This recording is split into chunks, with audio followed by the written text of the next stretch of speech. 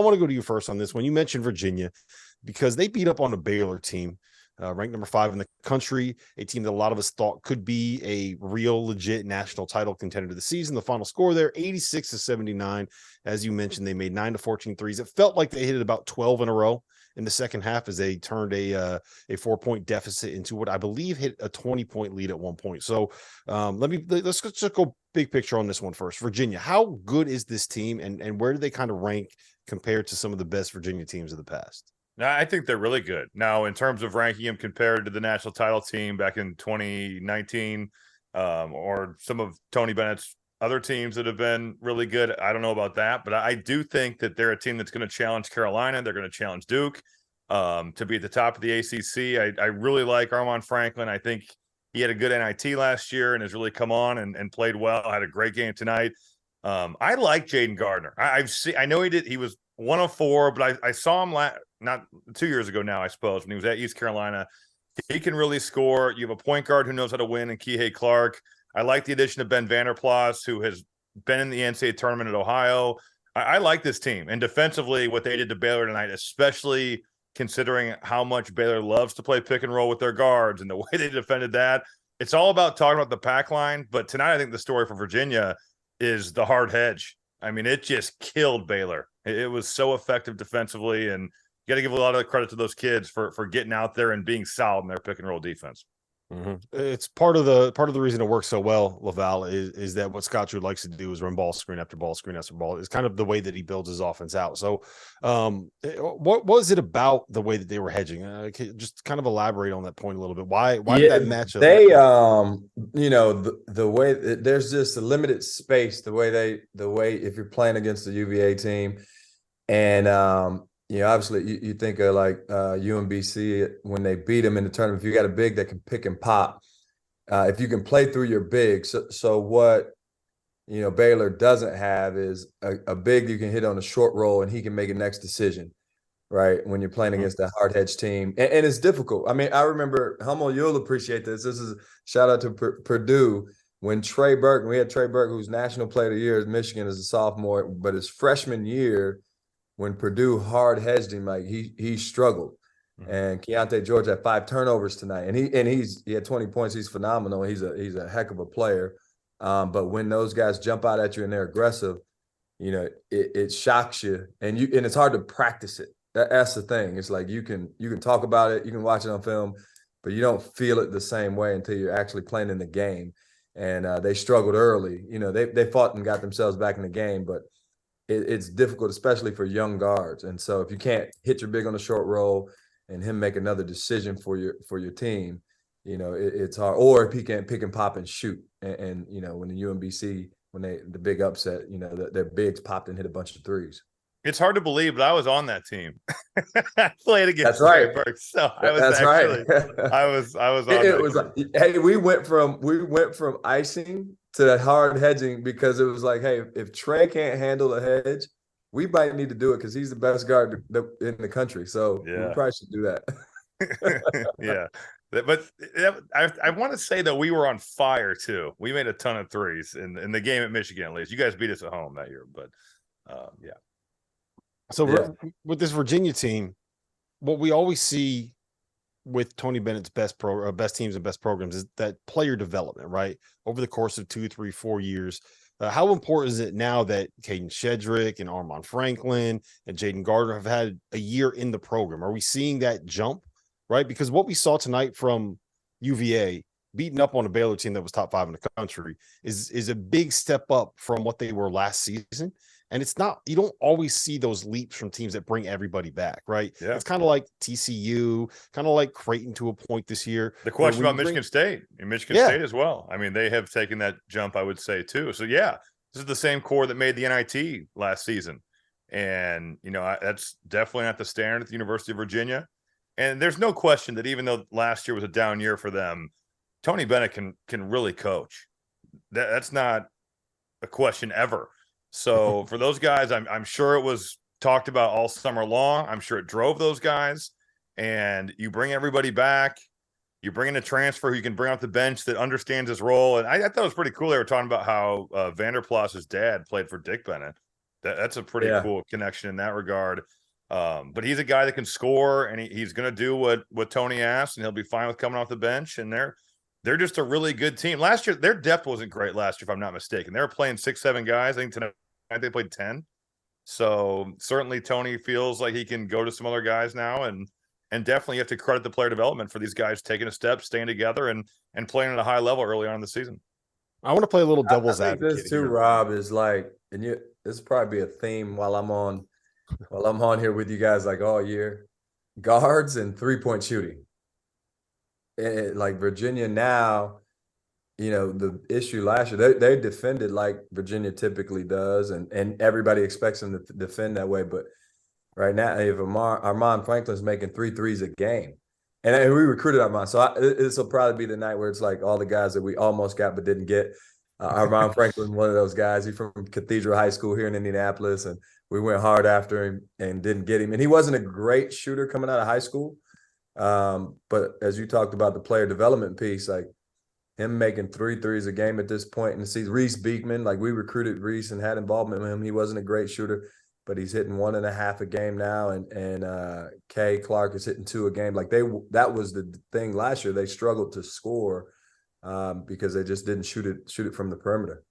Yeah, that's what I was going to say, is to play devil's advocate a little bit. I think in the second half, Baylor kind of figured out how to go up against that defense and kind of figured out what they were doing. To me, what really stood out, Humble, was your toes, right?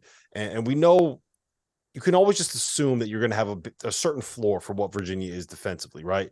But if they're a team, and I'm not expecting them to go like 9 for 14 from 3 or shoot 56% from the floor every single night, but they didn't have a game like this in their ceiling last year. No. So honestly, I didn't think that they had a team that could put up 86 points against a program that we know is as good defensively as Baylor is. I think you could say the same thing about Texas and Chris Beard from a couple nights ago. We always knew they'd defend, but if they're going to score like that, they can be up there with anybody in the country. I just think the standard is that high for the way they defend you, to where if their offense is clicking, and on a night where tonight, and you said this, they're not going to shoot 64% from 3 every game. They're going to have nights where they don't shoot it well. But I do think that they have experienced guys, and I don't see a reason why they won't compete for an ACC title this year.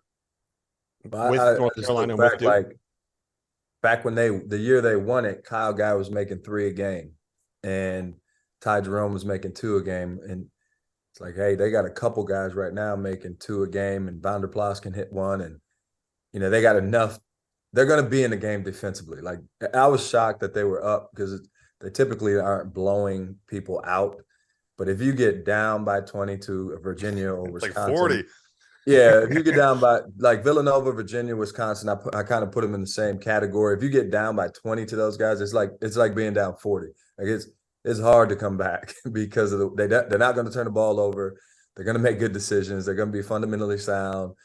So it makes it difficult. So kudos to Baylor for getting themselves back in the game and cutting it to 1 or 2 possessions. Are we worried about Baylor at all? Is this something that's concerning to you? Was this just UVA caught fire on the wrong night? This is why I'm a little bit concerned. And I kind of said this heading into the season, but I didn't really know if I believed it myself. They have small guards, right? And when they had Davion Mitchell, and when they had Maceo Teague, and when they had Mark Vital, they had small guards, but those guys were also the elite of the elite defensively, right? And I don't know if you could say the same about some of the pieces on this roster, right? I don't know if LJ Cryer is really a guy that you believe is a great defender. I don't know if Adam Flagler is. They're probably in the right spots most of the time, but they're just not the same level of athlete. So is that something that, am I reading too much into it by just saying, I don't know if they're going to be able to get stops this year? I think so. How small are you go calling ahead. small? Like, in Keontae George, like 6'4", and Flagler. Yeah, but he's playing the 3 for him. When you have those 3 guards out there, yeah, right? And if you have that, like what they had with the group that won it, we played them. So we played them. This was the COVID year. We went down there. We were 12-0, non-conference. Went down and lost to Baylor by 1 the year before they won it, and they had those 3.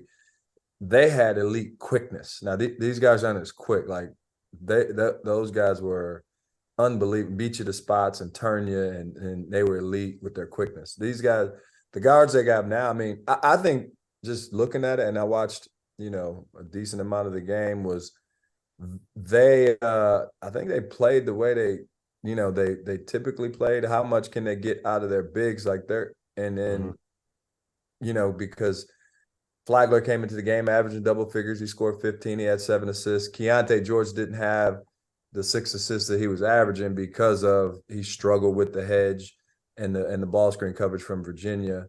And then LJ Cryer had 19, but they in a game like that, your bigs, I'm not worried. I mean, their bigs have to be able to give them something. But I'm not concerned about it. Like Scott will figure it out. He's a good coach. And I think they'll be okay. Robbie? Yeah, I'm the same. It's one game. I think Virginia caught fire. I do think that teams are going to see this blitzing ball screen style, and if they have the bigs to do it, we'll try it. And in that case, you might have to go to a smaller lineup and even play 4 guards, right? Or play a guy. I haven't seen Jalen Bridges play a lot. I know he didn't play well tonight. Could they short roll him and have him make plays, or is that not his deal? No, I don't think he's really that guy. Yeah. He's a pick and pop guy more than he is someone that can kind of play that playmaking role at the spot. He was the guy that had been giving him 16 points and 6 rebounds a game. Like he was the guy that kind of that got taken out of the game because of the hedge. The guards couldn't get him the ball. So he didn't get, he wasn't as productive as he had been early in the season. Yeah, I don't know if you guys are watching this right now. Everybody went away from, not everybody, but most, a majority of programs went away from hard hedging. Like we still did it. We dropped we dropped more in the past, but it's just to stay out of rotation because the 3-point shot has become such an emphasis. Teams switch or ice or, for Virginia and Tony and the way he coaches in their system, and for them to stick with it and still be able to hard hedge like that it's impressive. How hard is that to do? You mentioned that people have kind of gone away from it, right? Like how hard is it to do that? Is it something is that why it takes so long for guys to kind of figure out what they're doing in that pack line system? I think so, just because nowadays, the biggest question most coaches are trying to figure out is what to do against the switch. Mm-hmm. Because you don't want your guards dancing with the basketball. You don't want to sit there and stare down, a big on small matchup on the inside, and the other team, you're telegraphing what you're looking at against the switch. The ice has become a thing, and I think coaches have gotten pretty good at attacking the ice when you get, you can't get to the middle of the court, but the hedge is kind of, UConn does it. I mean, Connecticut, like Coach Hurley he's religious with it. He's going to stay with it. And like I said, Coach Bennett is like, he's not changing. Why would he? He won a national championship doing it. But some people that used to do it don't do it as much anymore. It used to be the way we played, like religiously when I was an assistant at Butler. It was hard hedge, everything on the sides, in the middle. But over time, you're trying to eliminate rotations and threes. Don't you think the rule changes kind of hurt that too, Coach? With some of the cylinder stuff, and I mean, with pressing, trapping, any of that, I just think it's so hard now. You can get your guys in foul trouble so easily. Yeah, like Robbie, you guys used to do it. We hedged everything, yeah. And now Paint has those giants in the middle, so they can't get out there. Yeah, exactly. And move, so they drop or ice and keep those guys in the paint. Yep. No, I think it's a combo of all those things. Sorry, Rob, go ahead. No, we're watching the end of this Illinois UCLA game, and Illinois is taking a 10-point lead. Terrence Shannon, 29 points, 10 boards. He is 8 for 9 from 3. He's looking like a young Robbie Hummel out there. We're going to get to that when this game ends. I do just want to kind of ask you guys real quick, big picture.